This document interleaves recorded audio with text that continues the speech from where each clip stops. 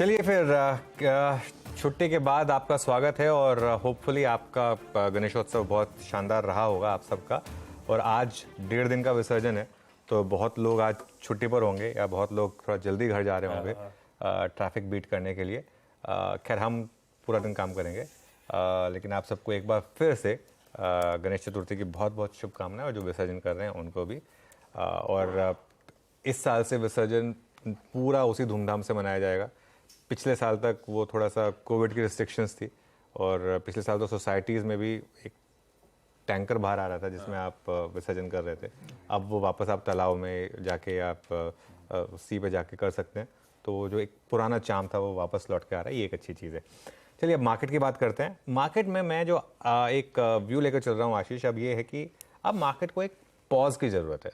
ये देखिए, मार्केट्स में हमेशा क्या होता है, एक्सपेंशन आता है, फिर मार्केट या तो पॉज करता है, थोड़ा गिरता है, ताकि मूविंग एवरेजेस कैचअप करें, क्योंकि वरना बहुत ज़्यादा अगर आप मूविंग एवरेजेस के ऊपर चले जाएं तो बहुत दिक्कत होती है। एक एग्जांपल देता हूँ, निफ्टी का 10 day exponential moving average place है 19,935 पर। अब आप इमेजिन करिए 19,935 लोगों को लगा कि बहुत ज़्यादा है ये तो, लेकिन 10 डे 19,935 पर, 20 डे तो 19,800 पर। मैं ये नहीं कह रहा कि यहाँ तक चला जाएगा, मैं ये कह रहा हूँ कि मार्केट थोड़ा पॉज करे तो ये मूविंग एवरेजेस ऊपर आ जाए, थोड़ा सा मार्केट गिर जाए, ये पॉसिबल है।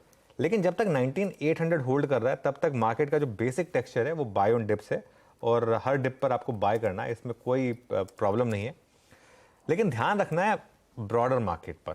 मिड कैप और स्मॉल कैप में मैं अभी भी कहूँगा, अभी कुछ टाइम के लिए थोड़ा सा आप दूर रहें इनसे। अभी एक राउंड ऑफ क्लीन अप हो चुका है, एक दूसरा राउंड ऑफ क्लीन अप बाकी है। अब वो कब आएगा ये मैं कह नहीं सकता, लेकिन बीच बीच में ऐसे दिन आएंगे जहाँ आपको लगेगा कि सब कुछ क्लीन हो गया, मार्केट रेडी है मूव करने के लिए। लेकिन अभी भी अगले कुछ दिनों के लिए, मैं कह रहा हूँ अगले 1 महीने तक, लार्ज कैप में थोड़ा कंफर्ट ज़्यादा है। लार्ज कैप में बने रहे तो मेरे ख्याल से बेटर रहेगा। खैर एनीवे, लेट्स सी आज किस तरीके की शुरुआत होती है, क्योंकि वीकली एक्सपायरी है आज, और कल निफ्टी की वीकली एक्सपायरी है, तो back to back expiry sessions. Let's see things कैसे मूव आउट करते हैं आशीष। बिल्कुल ठीक। तो ऐसे में ये जो अपफ्रंट कमेंट्री कुछ हद तक हिंट, सटल हिंट्स दे रही है आज के मार्केट बिहेवियर को लेकर, लेकिन अप्रोच क्या रखनी है उस पर आगे आता हूं। पहले अब आइए वेडनेसडे के संकेत पे। निफ्टी बैंक की एक्सपायरी और साथ में रात 11:30 बजे फेड का पॉलिसी अनाउंसमेंट, रात 12 बजे जेरोमी पॉवेल साहब की स्पीच या प्रेस कॉन्फ्रेंस। इंपॉर्टेंट दिन खड़ा है, इंपॉर्टेंट उससे ज्यादा शाम है, उसकी तैयारी करनी है। और इन सब के बीच में गिफ्ट निफ्टी यानी कि गांधीनगर संकेत दे रहा है आधे % का दबाव, सुबह से ऐसे ही चल रहा है, 90-100 पॉइंट के आसपास ही कमजोरी के साथ खुलने के इंडिकेशंस आ रहे हैं।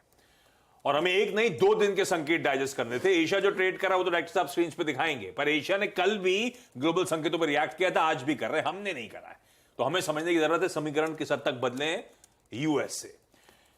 जब हम मंडे को क्लोज हो रहे थे, यूएस के फ्यूचर्स थे एकदम फ्लैट, हल्के हल्के हरे निशान पे, और दरअसल मंडे को ट्रेडिंग सेशन बिल्कुल ऐसे ही रहा था, एकदम फ्लैट, बिल्कुल फ्लैट यूएस के बाजार थे। तब लार्जली सब जगह लिखा हुआ था कि भाई पॉलिसी से पहले कंसोलिडेशन है। उसके बाद कल का ट्रेडिंग सेशन आपकी स्क्रीन पर है, ये कल की कहानी है। दबाव था 1/4 से 1/3% कमजोर थे।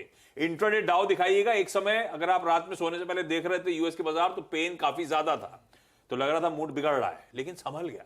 300 पॉइंट नीचे वाला डाउ फाइनली 100 पॉइंट नीचे बंद हुआ, तो रिकवर कर गया। 2/3 रिकवरी हो गई थी यूएस के बाजार में। फिर भी हमें निगेटिव थोड़ा सा क्यूज डाइजेस्ट करने थे चाल के लिहाज से, वही डाइजेस्ट कर रहा है हमारा गिफ्ट निफ्टी।